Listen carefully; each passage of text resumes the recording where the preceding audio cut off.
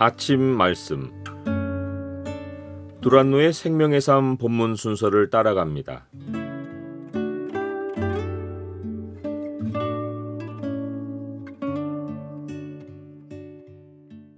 오늘 본문 말씀은 요한복음 14장 15절에서 24절입니다.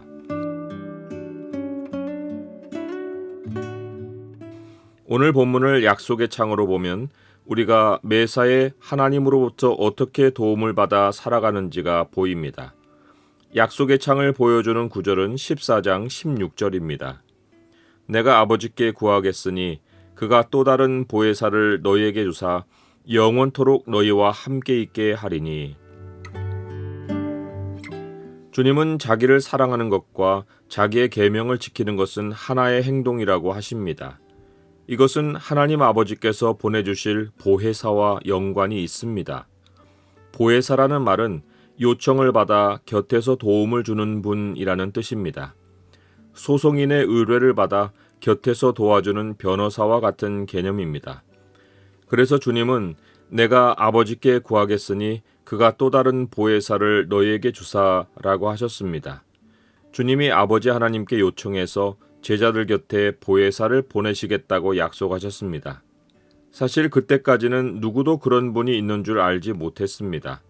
하늘에서 오신 주님만 하늘 시스템을 아십니다. 주님만이 우리가 어디서 어떻게 도움을 얻을지를 정확히 아십니다. 주님이 제자들을 곁에서 도우실 분을 또 다른 보혜사라고 언급한 것이 눈에 들어옵니다. 왜 그냥 보혜사가 아니고 또 다른 보혜사입니까? 주님이 땅에 오셔서 제자들에게 보이신 모습이 보혜사였습니다. 이제는 아버지께로 가시기에 또 다른 보혜사가 오셔서 주님의 사역을 이어가실 것을 암시하신 것입니다. 주님의 모든 사역은 보혜사라는 말 안에 잘 녹아 있습니다.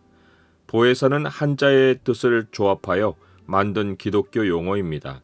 지킬 보, 은혜의 해, 스승사를 결합해서 보호하고 은혜를 베풀고 가르치는 분이란 뜻입니다. 주님이 자기 백성을 돌보고 가르치신 공생의 사역이 보혜사란 말에 다 들어 있습니다. 주님이 행하신 보혜사 역할 가운데 가장 중요한 것이 스승사입니다. 주님은 말씀이 육신이 되어 이 땅에 오셨습니다. 주님은 자기 백성을 가르치셨습니다. 주님의 백성은 세상에 속한 자들과 다르게 주님의 말씀을 듣고 깨달았습니다. 주님은 말씀을 뿌리셨습니다. 다른 사람들은 받지 못하지만 제자들은 받고 간직하여 30배, 60배, 100배의 열매를 얻을 것이었습니다. 주님 말씀을 간직한 자가 무엇이든지 원하는 대로 구하면 주님이 이루신다고 약속하셨습니다. 주님은 말씀으로 오셔서 모든 예언을 이루셨고 말씀으로 자기 백성을 도우셨고 자기 백성 안에 말씀을 남기고 떠나셨습니다. 주님이 떠나신 후 주님 백성에게 다시 말씀으로 오셔서 영원히 그들과 함께 하실 분이 또 다른 보혜사이십니다. 주님과 전혀 다른 분이 아니라 주님이 육신으로 이루신 사역을 자기 백성 가운데 영원히 행하여 가실 분이십니다. 그래서 그분은 또 다른 보혜사이시고 주님이 말씀이신 것처럼 진리의 영이십니다. 그분은 바로 예수 그리스도의 영이신 성령님이십니다. 믿는 자들 가운데는 성령을 능력으로만 알고 그분의 능력이 말씀에서 나온다는 것은 모르는 사람들이 있습니다. 말씀과 아무 상관이 없이 성령의 능력을 체험하려고 애를 쓰는 사람들이 있습니다. 그들의 눈에는 주님의 말씀을 강조하는 그리스도인들이 샌님처럼 보입니다. 머리만 크고 가슴이 냉랭한 사람들로 보입니다. 그러나 다양한 성령의 은사와 능력은 주님이 그리스도의 몸을 세우라고 더해 주시는 것입니다. 은사와 능력은 교회의 뼈대가 아닙니다. 그리스도의 몸은 그리스도라는 터 위에 진리를 기둥과 버팀목으로 삼아 세워집니다. 뼈대가 튼튼할 때 은사들이 서로 연결되어 몸을 자라게 합니다. 사람 몸 안의 뼈는 겉으로 보이지 않습니다. 그러나 뼈 없는 사람은 없습니다.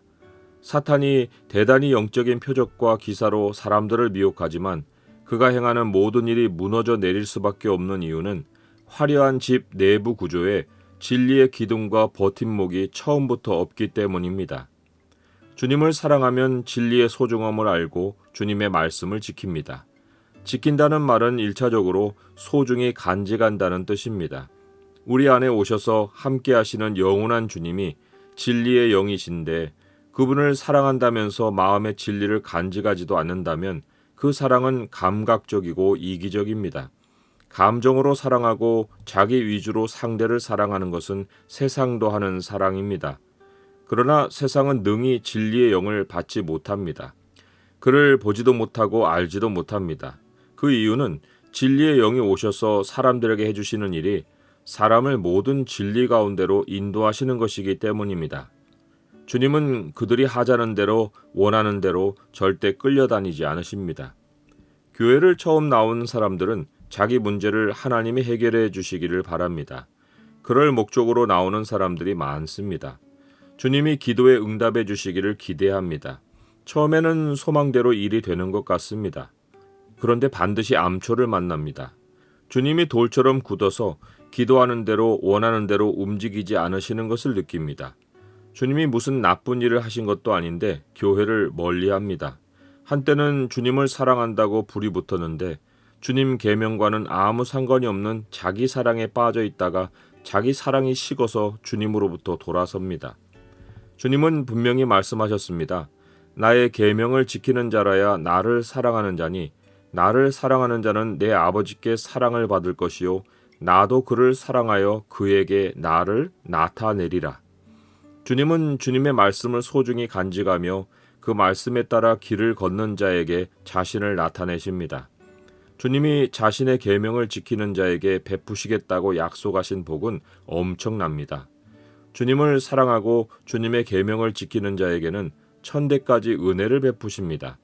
주님이 오늘 명하시는 말씀을 청종하고 주님을 사랑하여 마음을 다하고 뜻을 다하여 섬기면 삶의 터에 이른 비 늦은 비를 꼭 맞는 때에 내리시어 풍성한 양식을 얻게 하시고 먹고 배부르게 해주십니다.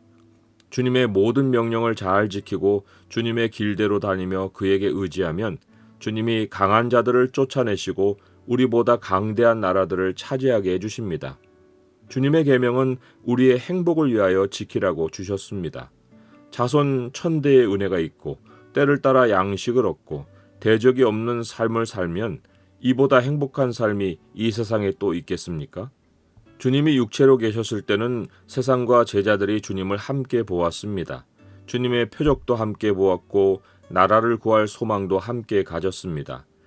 그런데 주님은 조금 있으면 세상은 다시 나를 보지 못할 것이로되 너희는 나를 보리니 이는 내가 살아있고 너희도 살아있겠음이라고 하셨습니다. 부활하신 주님은 오직 하나님 백성만 봅니다. 부활하신 주님을 보는 자만 주님이 살아계시듯이 살아있습니다. 진리의 영을 모신 자만 지금 여기서 살아있는 자입니다. 표적에 놀라고 치유 능력에 몰려들고 나라를 구해달라고 종려나무를 흔들던 그때 무리는 지금도 우리 주변에 있습니다. 그러나 주님은 자기를 사랑하고 자기 말을 지키는 자에게 가서 자기를 나타내시고 거처를 그와 함께 하십니다. 그분이 살아계시기에 우리는 삽니다. 우리는 죽지 않고 또한 영원히 죽지 않습니다. 나는 성령님을 어떤 분으로 알고 있습니까?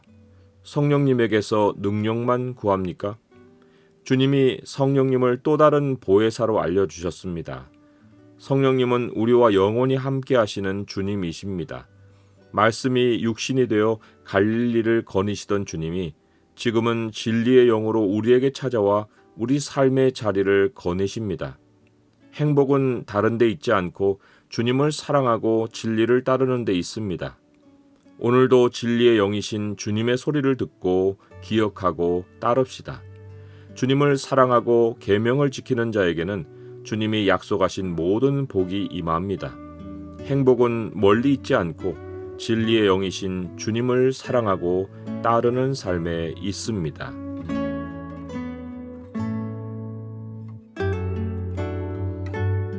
주님, 주변에 두려운 일이 벌어질 때 무섭습니다. 주님을 볼 수 없는 세상 사람들과 한 가지로 휩쓸리지 않게 하옵소서. 보혜사이신 주님이 저와 함께 하심을 기억하게 하옵소서. 주님을 사랑하고 계명을 지키며 복을 얻고 살게 하옵소서. 예수 그리스도의 이름으로 기도드립니다. 아멘.